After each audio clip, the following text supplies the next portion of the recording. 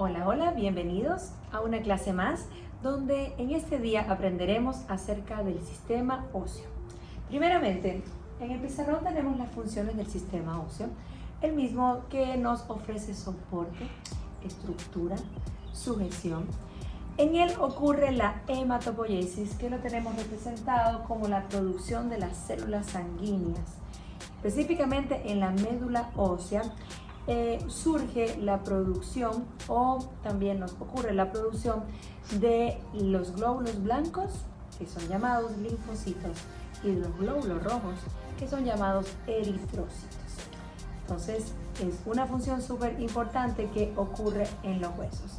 Además, los huesos nos sirven como fuente de almacenamiento de minerales como el sodio, el magnesio, el calcio tan conocido, carbonato de calcio, y el fosfato de calcio, minerales tan esenciales para la estructura y el soporte del cuerpo.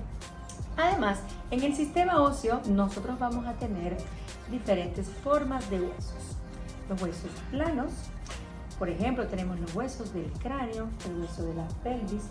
También tenemos las costillas, que son huesos planos, en donde tenemos 24 costillas. Tenemos 12 a cada lado, las mismas que van a estar unidas por un hueso tan importante como el esternón. ¿Sí? Como podemos ver, tenemos desde la 1 a la 8, vamos a tener costillas que son fijas. De ahí tenemos dos costillas, que serían costillas falsas, y las últimas costillas de acá, las vemos aquí, son costillas flotantes, ¿sí? Formando parte esencial de la caja torácica, donde también podemos ver un hueso con forma de S, que es la clavícula, ¿sí? Seguimos por acá aprendiendo sobre un hueso largo, como el que vemos representado acá, que va a tener dos partes esenciales. La diáfisis, que es la parte larga del hueso, y la epífisis, que es la porción del hueso que se conecta con otros huesos. Nosotros tenemos una parte muy importante acá, que es la placa epifisiaria, donde nosotros podemos evaluar, sobre todo en los niños, hasta los 12 años nosotros podemos comenzar a ver su estatura futura, porque ya esos huesos se van a comenzar a solidificar, se van a comenzar a sellar y cerrar, porque el crecimiento ya va culminando su proceso, ¿sí? Bueno, también en huesos es esencial comprender los tipos de esqueleto. Y regreso por acá con mi amigo Charlie. Nosotros tenemos el eje del cuerpo, que está representado por el esqueleto axial. El esqueleto axial está compuesto por los huesos del cráneo, la cabeza, también está compuesto por el esternón, la caja torácica, las costillas, la columna vertebral, ¿sí? Y el otro esqueleto es el apendicular, que viene de apéndice, de agregado. Están los brazos. Aquí también forma parte la cintura escapular. Vamos a tener la escápula, ¿sí? Tenemos, como les decía, los brazos, que está compuesto acá. Vemos como un hueso largo, el húmero. Tenemos radio y cúbito. Y tenemos los huesos de la mano. Aquí tenemos los huesos de la muñeca, que está representado por el hueso del carpo, y los que se prolongan para formar las falanges de los dedos son el metacarpo.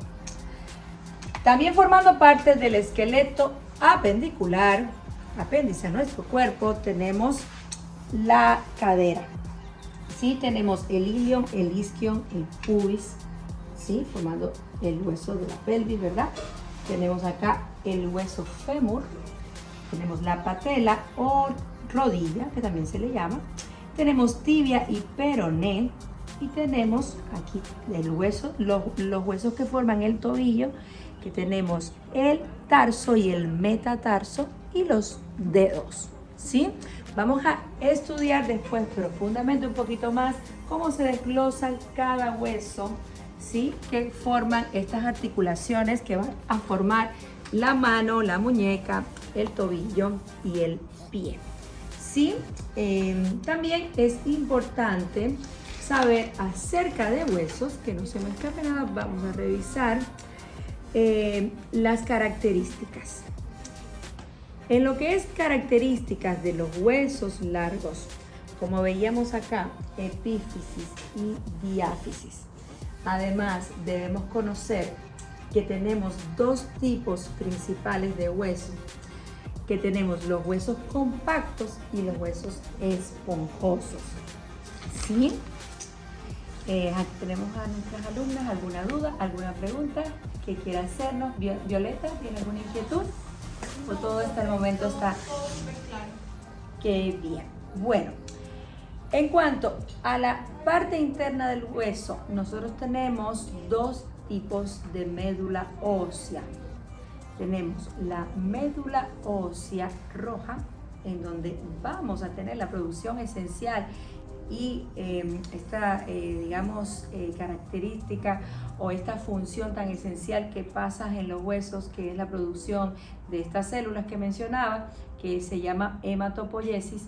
También vamos a tener otro tipo de médula ósea, que va a ser la médula amarilla, que la misma está en su mayoría formada por grasa. También importante para la energía de nuestro cuerpo, ¿sí? Tenemos, para que esas médulas se produzcan y se formen, nosotros tenemos la cavidad medular, que está representada también en el gráfico de nuestro hueso, ¿sí? Además, nosotros en una parte esencial del esqueleto axial tenemos la columna vertebral, en donde es esencial para nosotros como masajistas terapéuticos conocer cuántas vértebras nosotros tenemos. En la porción cervical vamos a tener 7 vértebras, donde la C1 es el atlas y la C2 es el axis.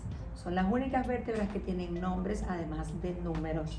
Además vamos a tener la siguiente porción, que es la columna torácica, que también se le llama dorsal porque está en la parte posterior de nuestro cuerpo, ¿sí? Como les decía, 12. También tenemos la porción lumbar, 5, ¿sí?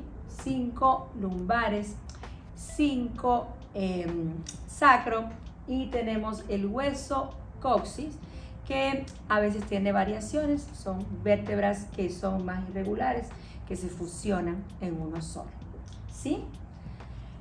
Hasta acá podemos comentar lo que es la base del sistema óseo, ¿sí? Donde nosotros debemos conocer el soporte, la sujeción de nuestro cuerpo, representado en las funciones del sistema óseo.